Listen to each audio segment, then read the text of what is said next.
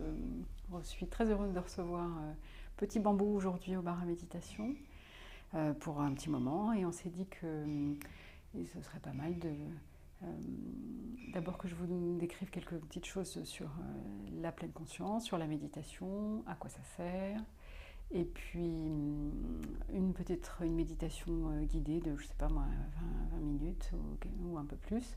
Et ensuite, je serai aussi très heureuse de répondre à vos questions tout à l'heure. Et puis, Benjamin est là pour m'aider pour que ça puisse se faire. Sinon, on pourra lire vos questions éventuellement. Alors, voilà, la question de la pleine conscience, moi je trouve qu'elle est intéressante parce que tout le monde se dit qu'est-ce que c'est que ça, qu'est-ce que c'est que la méditation. L'idée que nous avons eue ici au bar à méditation, c'est de sortir un petit peu du costume folklorique du bouddhisme et de rester dans une pratique qui est vraiment apprendre à revenir dans le moment présent. Revenir dans le moment présent, c'est une gymnastique, c'est muscler comme ça son attention, muscler la flexibilité mentale, en s'appuyant sur des exercices d'attention soutenue. Donc on s'attarde à différentes parties du corps, comme le body scan. On s'attarde aussi à écouter les sons. On s'attarde aussi à faire très attention à sa respiration. Parce que ces différents points sont quand même des fondamentaux, les piliers de la pleine conscience qui nous aident à revenir dans le présent et à pouvoir nous y accrocher. Et puis, à quoi ça sert aussi cette pleine conscience? Ça sert sur le plan neurovégétatif à vraiment diminuer finalement ce qui est l'activation neurovégétative de notre stress. Et du coup, ça nous aide à contrebalancer finalement les effets du stress. Alors qu'est-ce que c'est que le stress? Le stress, c'est un équilibre. C'est qu'est-ce qui me menace et quelle est ma capacité à faire face. Et quand on se sent un petit peu submergé, on déclenche comme ça cette activation neurovégétative qui est l'accélération du cœur, qui est l'accélération de la respiration. Et puis sur le plan physiologique, très rapidement, le stress provoque des réactions par rapport à notre immunité. Il y a des lymphocytes qui sont moins performants, enfin on est plus susceptible d'attraper les infections. Notre tension artérielle monte et toutes ces réactions au stress sont vraiment pas bonnes pour la santé, et surtout le cortisol. Le cortisol qui s'ensuit, qui commence à monter, et de manière prolongée, le stress nous abîme.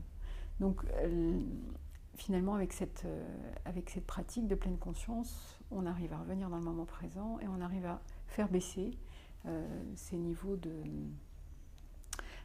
biologiques.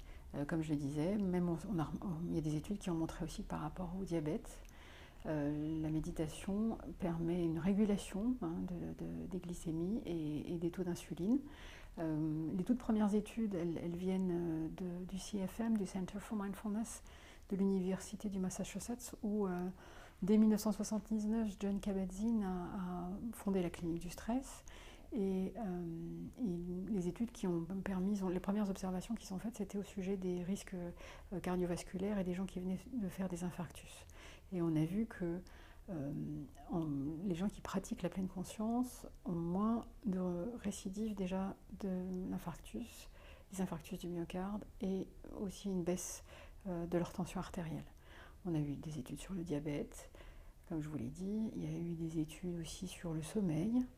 Et puis, il y a de nombreuses études aussi. Maintenant, John Kabat-Zinn, je l'ai entendu au sujet des études, il disait quand on a commencé, il y en avait très peu. Maintenant, il y en a plus de 700 qui montrent l'intérêt de la pleine conscience dans la médecine. Comme je vous disais sur l'immunité, on sait que maintenant, quelqu'un qui médite, au bout de 20 minutes, eh bien, ses lymphocytes commencent à qu'on appelle démarginer, c'est-à-dire que les lymphocytes sont relâchés dans la circulation et comme ça augmente nos défenses immunitaires. On sait aussi par rapport au vieillissement, il y a des petites protéines qui s'appellent les télomérases qui aident finalement à la reproduction de la cellule jusqu'au moment où elle vit plus. Et donc ces télomérases, on sait qu'avec la méditation, on augmente la durée de vie des cellules, ce qui est bon, voilà, ça veut dire que c'est bon pour le vieillissement. On sait aussi que la méditation encore dans les choses physiologiques. Donc tout ce qui est inflammatoire est diminué. Il y a des histoires d'histones qui sont là aussi sécrétées très rapidement chez les méditants, hein, quelquefois au bout de 20 minutes. On sait que leur taux de molécules anti-inflammatoires est aussi modifié. Donc il y a plein d'études encore qui ont montré l'intérêt de la méditation de pleine conscience dans la médecine. Et puis ensuite, en 1992, il y a Zindel Segal et puis deux Anglais qui sont Mark Williams et John Teasdale, qui se sont dit on va se servir du programme de MBSR pour voir un petit peu ce que ça peut donner dans la prévention de la rechute de la dépression. Alors ils ont créé un programme et qui a montré vraiment quelque chose, voilà, il y a plusieurs papiers, un qui a été dans le Lancet. Pour nous les médecins, le Lancet c'est vraiment une référence médicale, et cette étude elle montrait, c'était en avril 2015, c'était avec 2000 patients. Donc c'était une grosse étude où il y a eu tout un groupe qui a été mis dans des programmes de méditation de pleine conscience, les programmes de MBCT. Et puis l'autre groupe qui a bénéficié d'un traitement de la prévention de la rechute de la dépression, d'un traitement médicamenteux.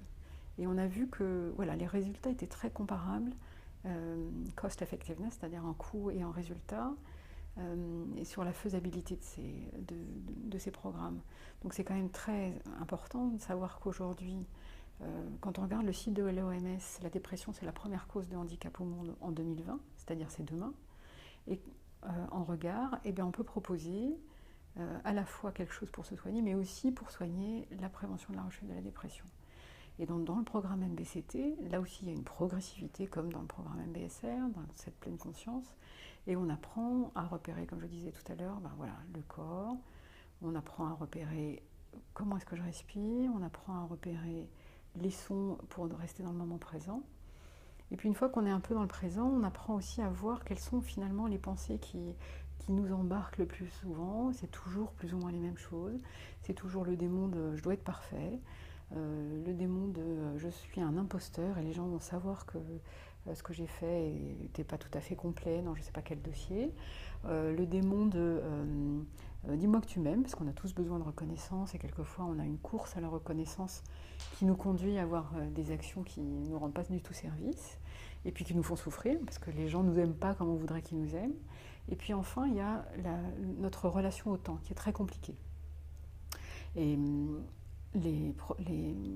se rendre compte comme ça que le temps et la petite voix qui nous dit vite, vite, vite, elle est vraiment incessante. Et avec la pleine conscience, on apprend aussi à se pardonner, de ne pas être tout le temps dans les temps et de ne pas être, voilà, de pas avoir fait tout bien.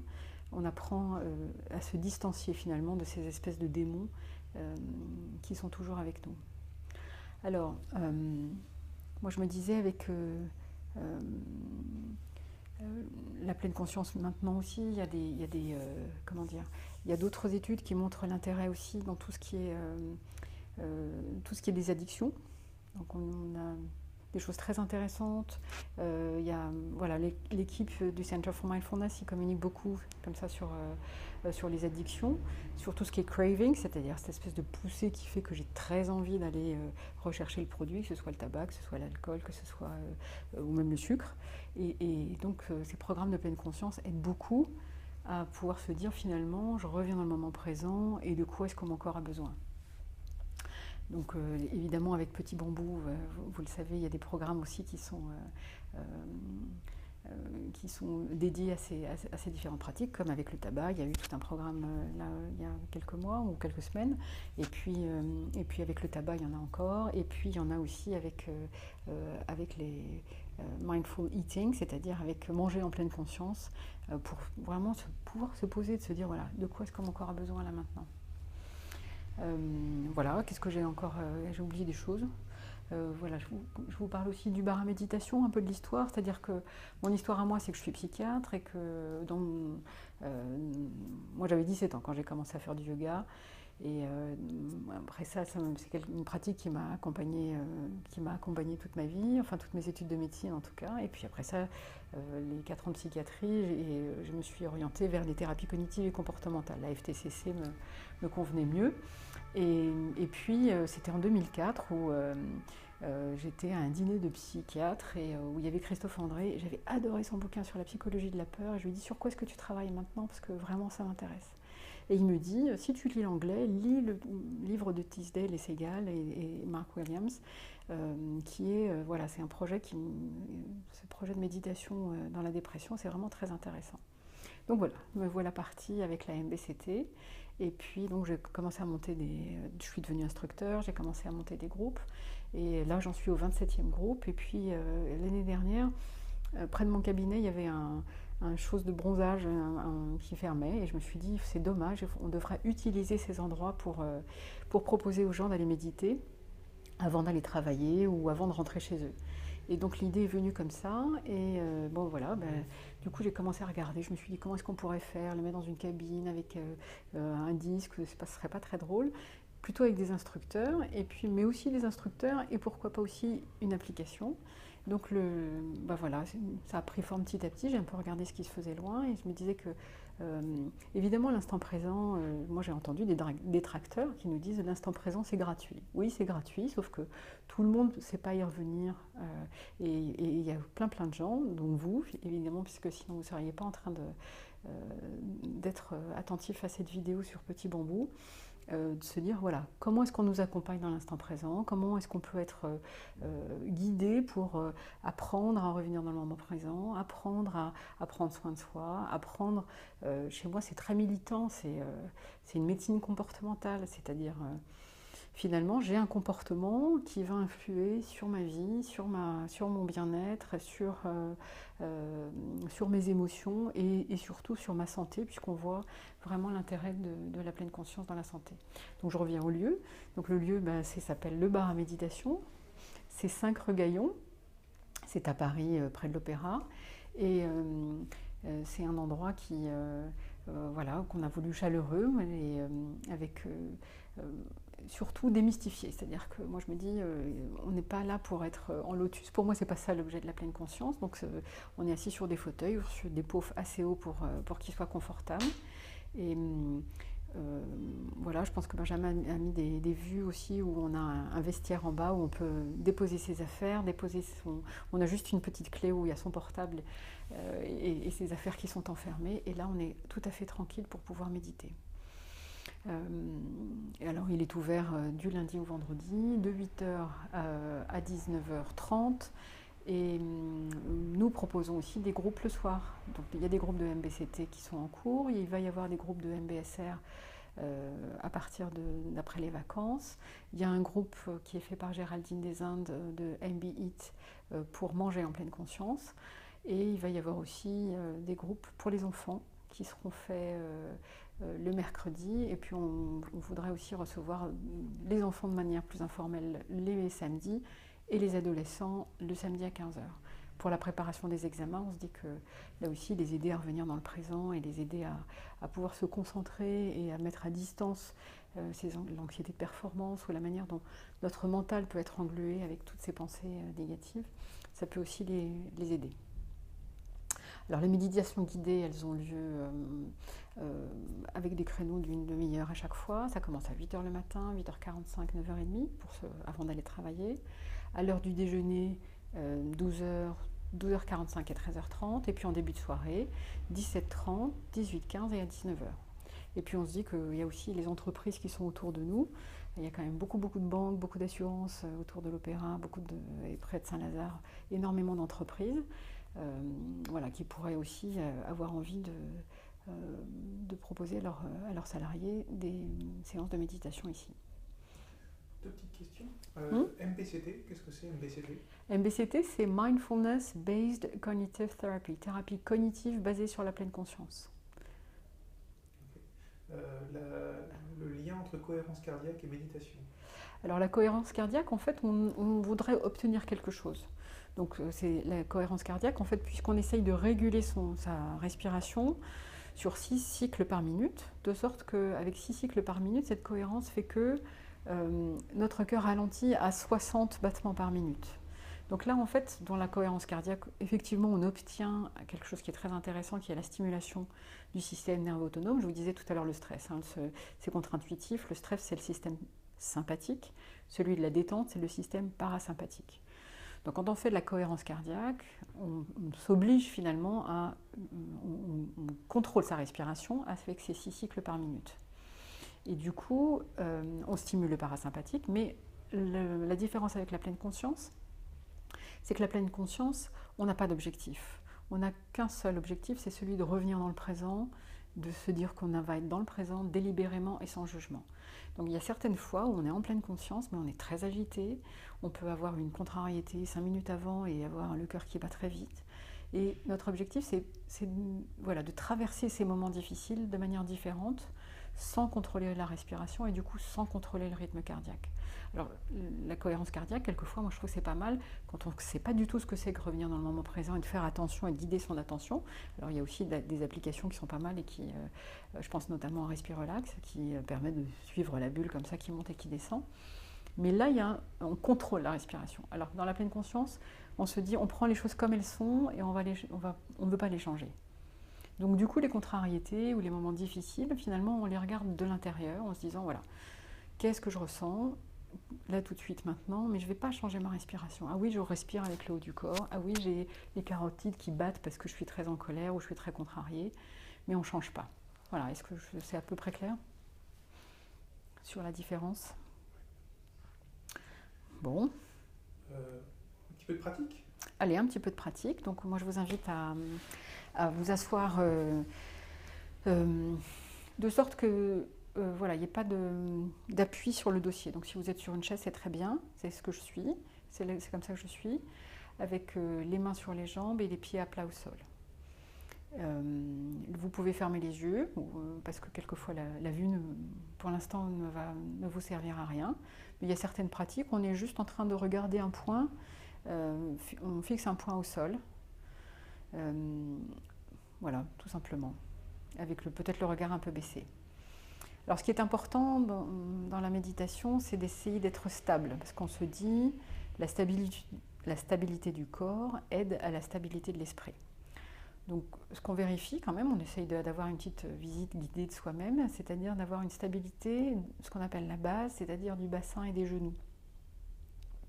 Et de se dire, voilà, ça c'est quelque chose qui ne doit pas bouger. Et puis de se dire aussi qu'on a une colonne qui est droite, sans être raide, avec la tête dans le prolongement, le menton qui est légèrement rentré. Et on essaye de se tenir comme s'il y avait un fil qui suspende ou qui soit entre notre tête et le plafond. Et puis on essaye d'observer aussi la stabilité de nos mains sur les jambes. Si les épaules sont crispées, on peut les rapprocher tout doucement des oreilles, puis les redescendre pour les détendre un petit peu. Mais comme je disais tout à l'heure, la méditation, c'est on prend les choses comme elles sont.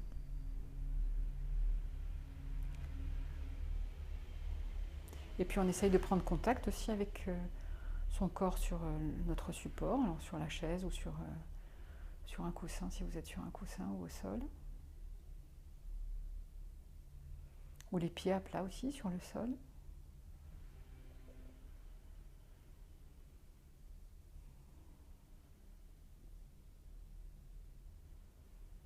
Et puis on prend le temps de s'intérioriser. D'abord, il faut se remercier de prendre soin de soi.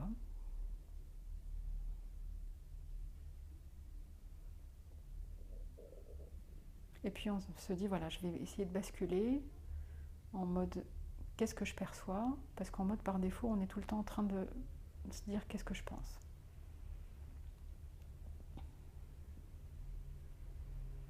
Et tout doucement, on va essayer de percevoir ce qui se passe d'abord sur le sommet du crâne.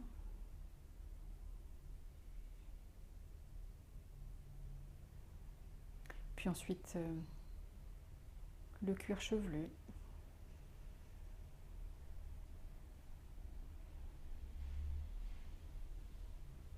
Puis ensuite notre visage, quelle est la mimique?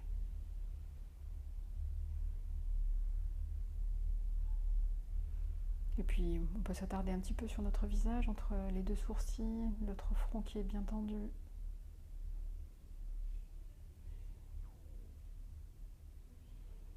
Les paupières qui sont doucement closes avec les yeux immobiles.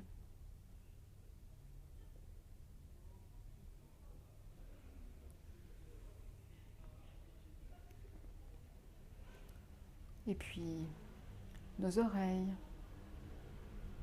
nos tempes,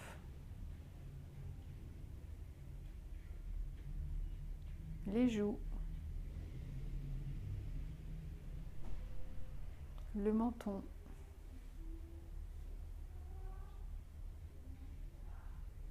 la bouche avec les lèvres qui sont rapprochées, les dents aussi, et puis la langue qui est immobile dans le plancher de la bouche.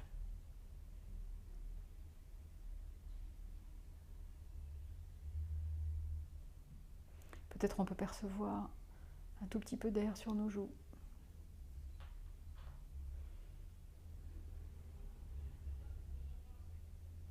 Et puis on va descendre. Et ce qui est intéressant, c'est d'observer la gorge et de voir que dans notre gorge, si on veut bien prêter attention, eh bien on sent très bien l'air passer à chaque mouvement de la respiration.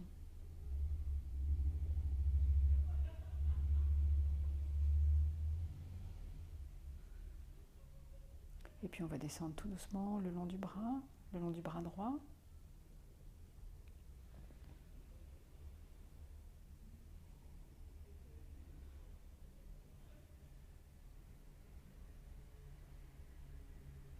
Et puis le long du bras gauche.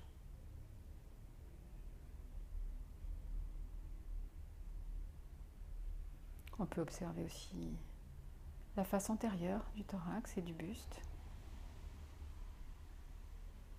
Ne serait-ce que les vêtements sur notre peau.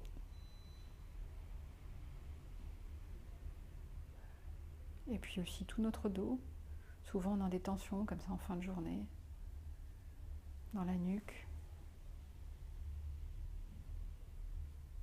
Et puis la jambe droite jusqu'au pied. Et puis la jambe gauche aussi jusqu'au pied.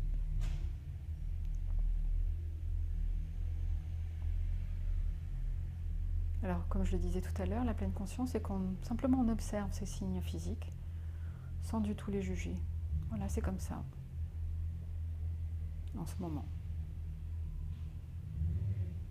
Et puis quand vous serez prêt, moi je pense qu'on peut aussi observer la respiration, observer aussi l'air frais au bord de vos narines à l'inspiration.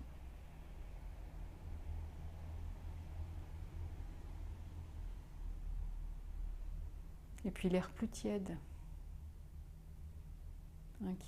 que l'on peut sentir à l'expiration.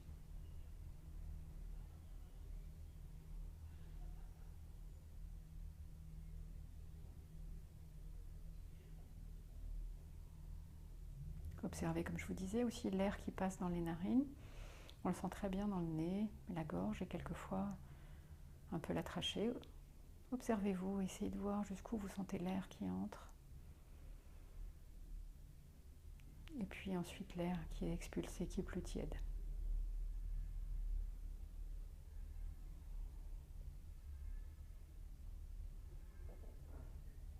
Et puis vous allez observer aussi vos côtes qui s'élèvent et qui s'abaissent.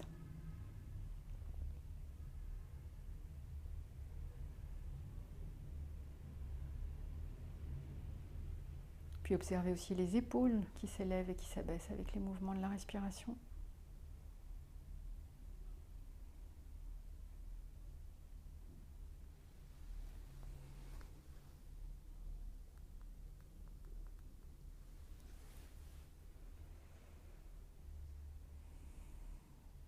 Observez aussi les omoplates qui, à l'arrière, elles s'écartent et se rapprochent avec les mouvements de la respiration.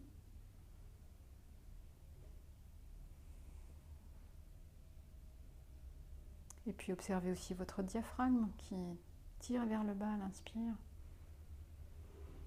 Et puis qui remonte à l'expire. Alors si votre esprit vagabonde, c'est tout à fait normal. Revenez juste à l'exercice.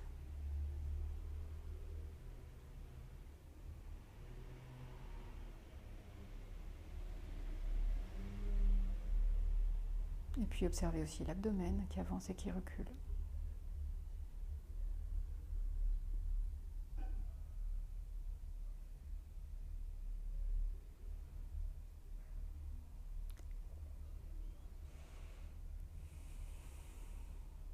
Voilà, et observez notre respiration, ça nous aide pas mal à nous détacher des pensées.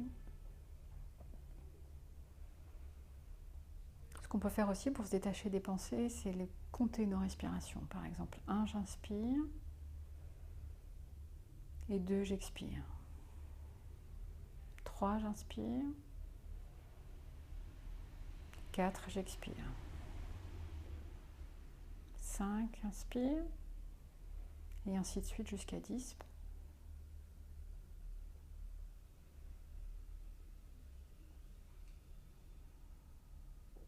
Parce que pendant que je compte, j'occupe mon esprit, donc je suis un peu moins vagabondant avec mon esprit. On peut recommencer encore une fois. 1, j'inspire. 2, expire. 3, inspire. 4, expire. 5, inspire. 6, expire.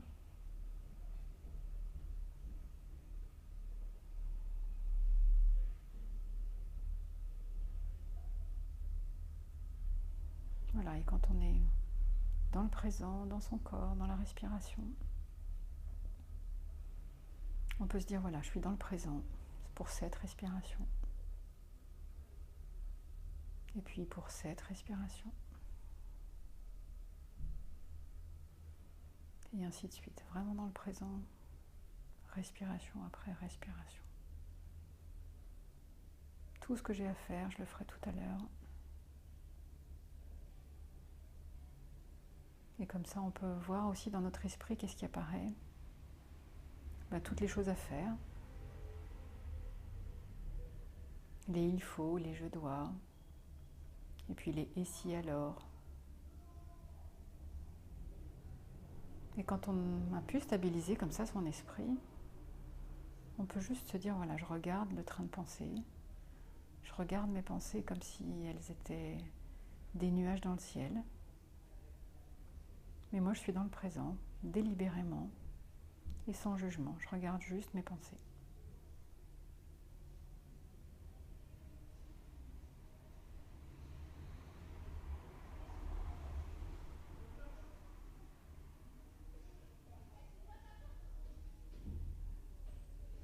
Les pensées, il y a une autre métaphore aussi, on peut dire que c'est un petit peu comme les flocons de neige.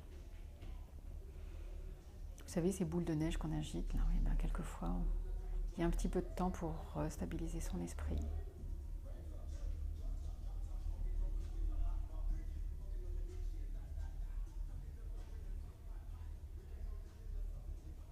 Ou il y a encore une autre, c'est de se dire, voilà, mes pensées sont comme sur un écran de télévision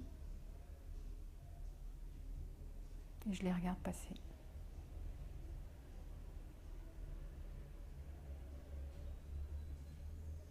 Voilà, et puis quand vous serez prêt,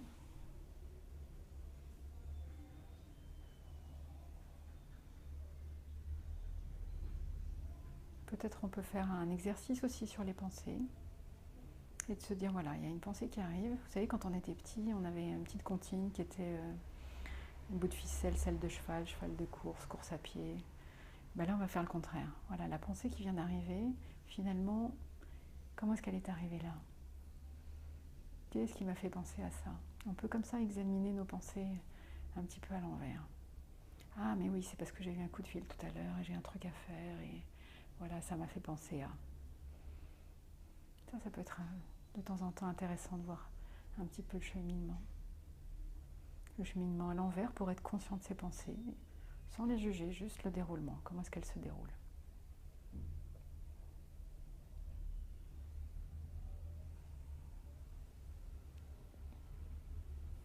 Voilà, et puis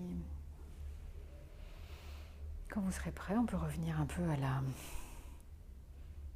la temporalité du temps et des horloges.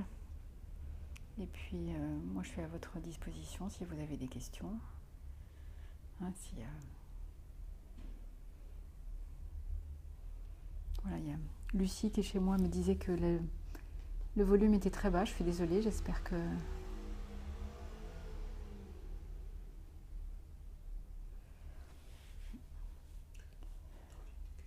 Bon, voilà. Donc j'attends vos réactions et avec plaisir et vos commentaires.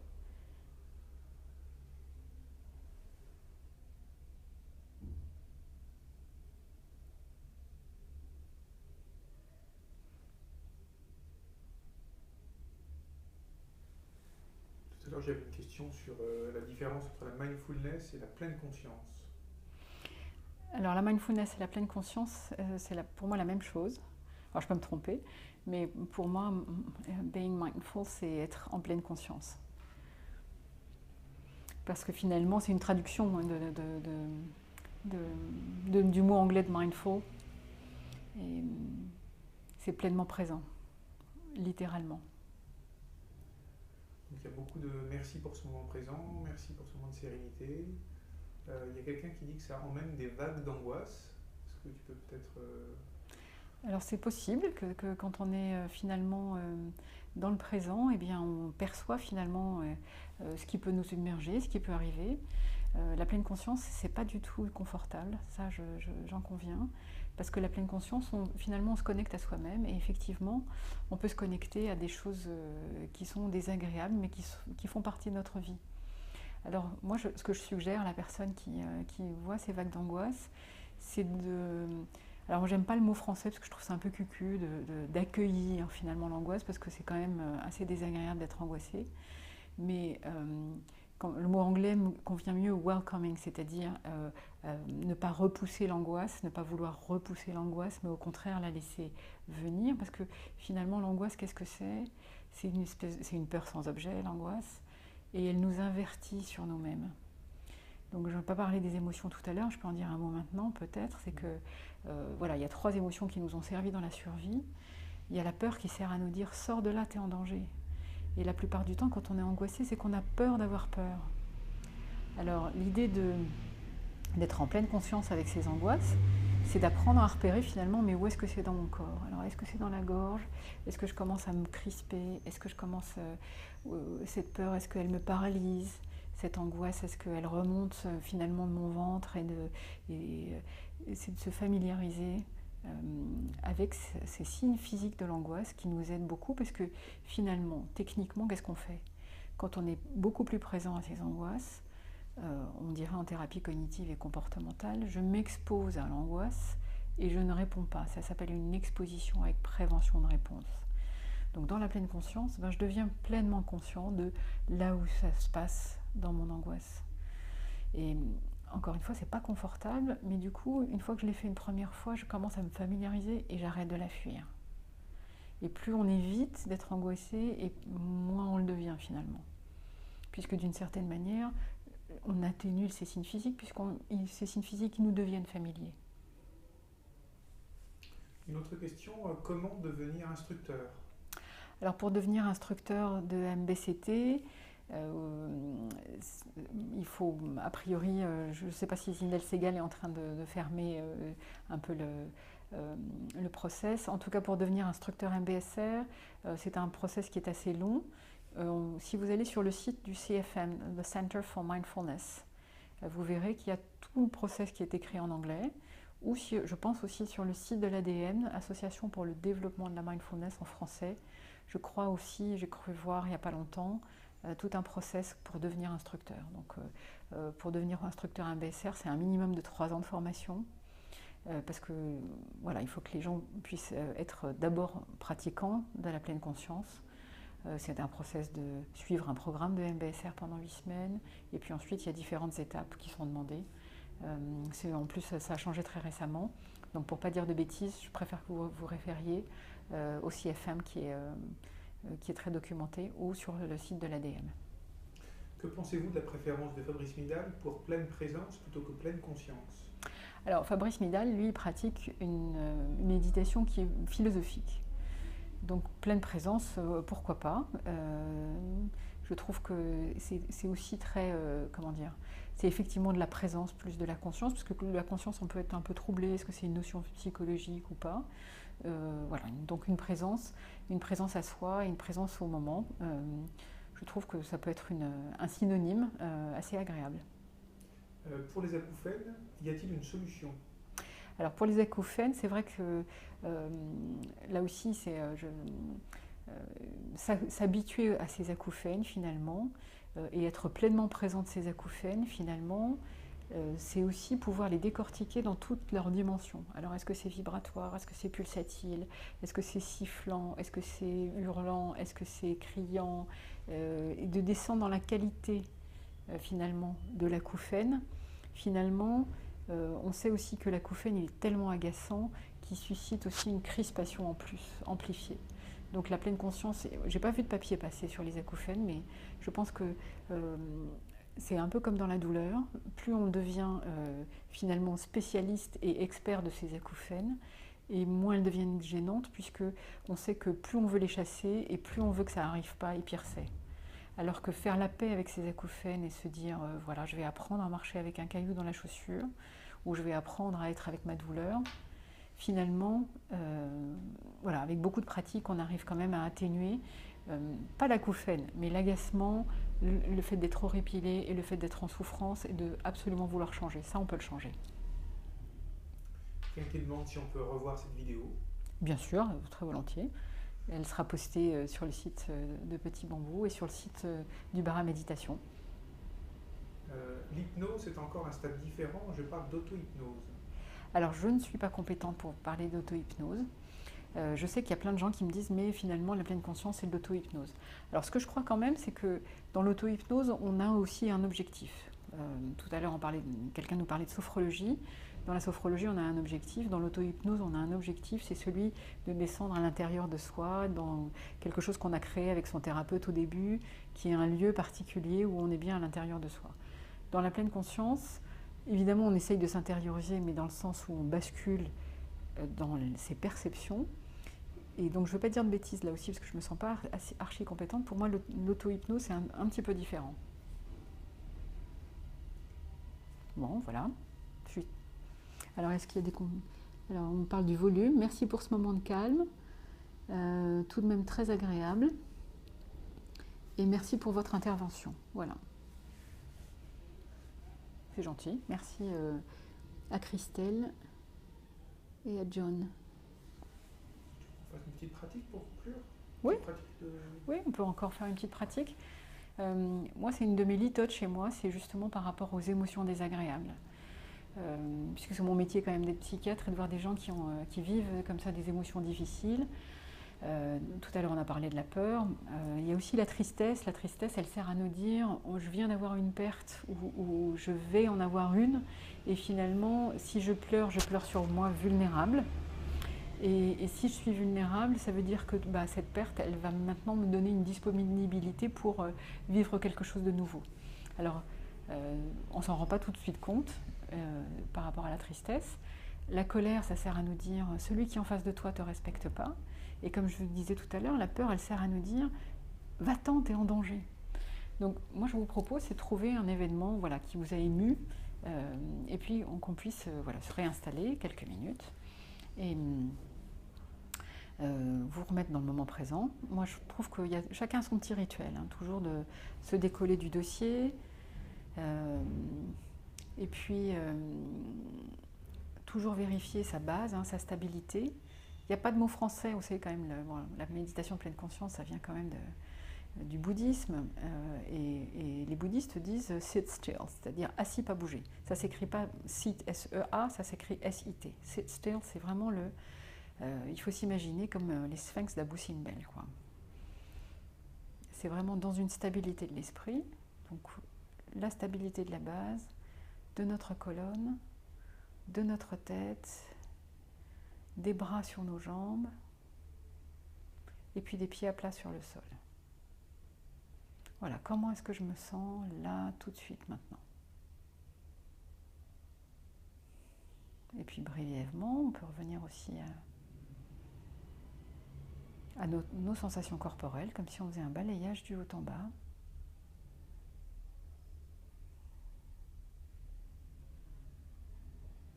Sans forcément détendre, juste observer.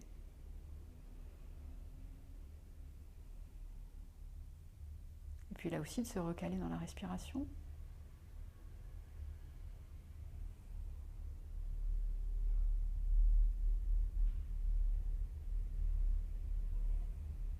Voilà, puis quand on est à peu près stable, je vous propose, c'est de trouver un moment désagréable, pas un gros traumatisme, hein, mais juste un moment désagréable. Voilà, une incivilité, une contrariété, un truc qui vous a agacé. Et puis de revivre ce moment comme si c'était maintenant. Voilà, quand vous recevez le mail qui vous déplaît ou le texto qui vous annule le rendez-vous alors que vous y teniez beaucoup, observez. Revivez ce moment comme si c'était maintenant.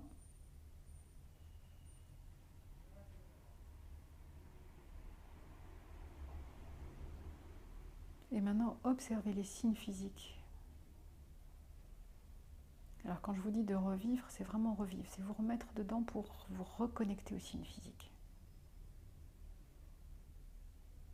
Et observez qu'il y a voilà, tout un cortège neurovégétatif qui peut se déchaîner. Voilà. Est-ce que c'est de la tristesse? Est-ce que c'est de la colère? Est-ce que c'est de la peur? À la limite, c'est pas ça l'important, c'est d'observer comment est-ce que ça se passe dans notre corps.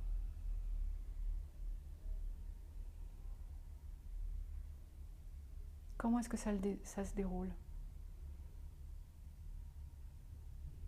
Et c'est là que je vous dis welcoming, c'est-à-dire accepter, enfin, faites la bienvenue à ces signes physiques. C'est pas très agréable.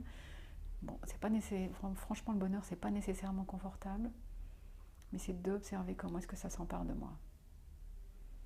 Est-ce que c'est un glaçon qui remonte, qui descend le long de l'échine? Est-ce que c'est au contraire un flux vers le haut du corps qui me met en colère? Est-ce que c'est au contraire une angoisse qui me paralyse dans le ventre, une espèce de boule? Vraiment observer. C'est ça notre meilleur ami, c'est de nous connecter aux signes physiques de l'émotion. Et puis de lui dire, allez, voilà, j'accepte. Accepter, c'est pas renoncer, c'est pas se soumettre. Accepter, c'est ma décision de laisser faire ce signe physique et cette manifestation. Et puis vous la laissez se dérouler. Et vous voyez que ça monte, ça descend. Quelquefois on est un peu étourdi, on a l'impression d'avoir la tête qui tourne.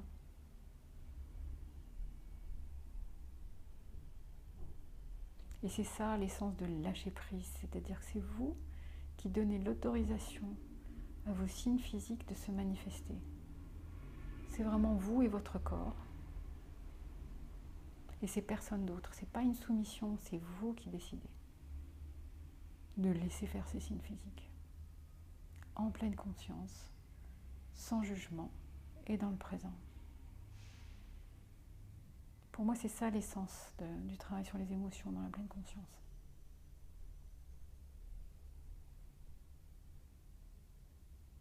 Et observez comment est-ce que ça se déroule.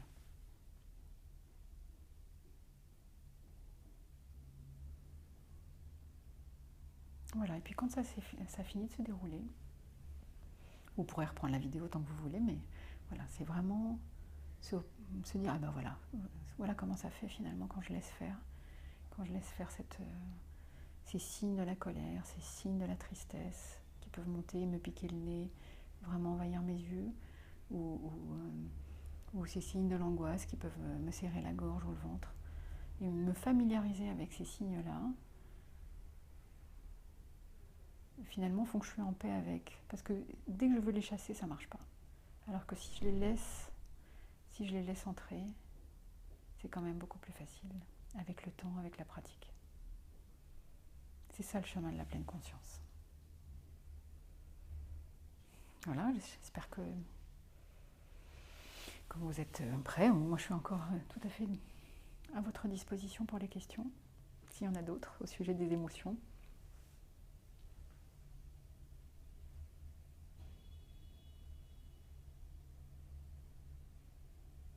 quelqu'un qui dit la méditation, les yeux ouverts, pour moi, impossible. Effectivement, pour moi c'est pareil. Je comprends. J'ai du mal à m'intérioriser si j'ai les yeux ouverts. Je comprends, mais chacun, voilà, chacun sa technique, chacun ce qui lui convient. Il y a des gens qui ont du mal à fermer les yeux au tout début parce qu'ils ont du mal à lâcher prise au début. Mais voilà. Je trouve effectivement que la vue nous sert à rien dans certaines méditations. Et je comprends que ce soit difficile de fermer les yeux, de rester, pardon, avec les yeux ouverts. Bon, ben merci beaucoup de votre attention. Merci Benjamin et Petit Bambou d'être venus au bar à méditation. C'est 5 rue Gaillon. Et voilà, nous vous attendons avec joie. Merci beaucoup.